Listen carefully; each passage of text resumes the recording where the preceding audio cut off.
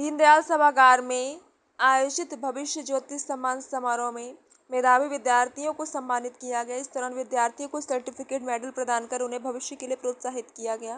कार्यक्रम को संबोधित करते हुए संघर्ष सेवा समिति के संस्थापक अध्यक्ष तथा वरिष्ठ समाजसेवी डॉक्टर संदीप सरावगी ने कहा कि इस तरह के कार्यक्रमों से मेधावी विद्यार्थियों को आगे बढ़ने की प्रेरणा मिलती है। उन्होंने विद्यार्थियों कहा कि यह बुंदेलखंड की जमीन है। यहाँ पर वीरांगनाओं तथा शूरवीरों ने जन्म लिया है। चुनौतियों से यहाँ तक लोगों ने कभी हार नहीं मानी। ऐसा ही कुछ यहाँ के विद्यार्थियों के साथ है।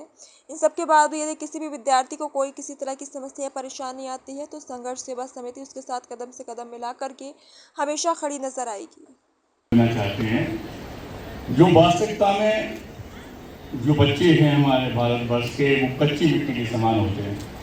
अगर उन्हें सही रूप देना है तो इस मंच की बहुत ज़रूरत है, जिसका नाम ही भविष्य ज्योति है।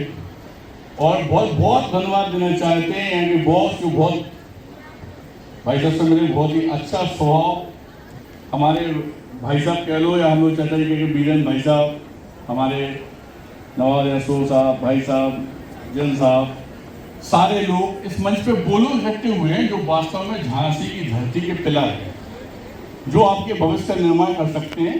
सबकी बात सुने और सबकी बात समझे, लेकिन हमारा जो सोच और नजरिया है वो थोड़ा अलग हटके है।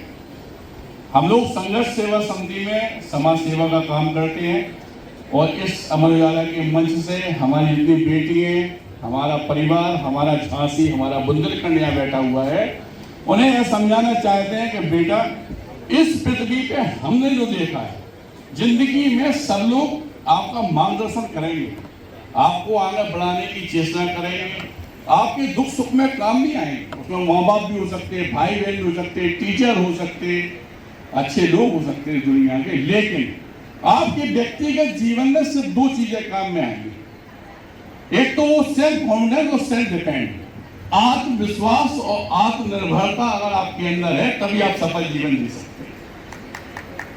हम लोग भी जिंदगी में बहुत गरीबी में पले बड़े हैं, सब कुछ किया और आज समाज सेवा का काम झांसी नहीं पूरे बुंदेलखंड में कर रहे हैं। और इस मंच से अपनी बेटियों से यही कहना चाहते हैं, यहाँ बच्चे इतने बैठे, हमारे बेटे बैठे हैं, कि अगर पढ़ाई लिखाई करो, खेल कूद में आएंगे हो तो वो करो, कोई दिक्कत नहीं, लेकिन ऐसा कुछ करना है कि वास्तव में भारतवर्ष का नाम गौरवान्वित कर सके।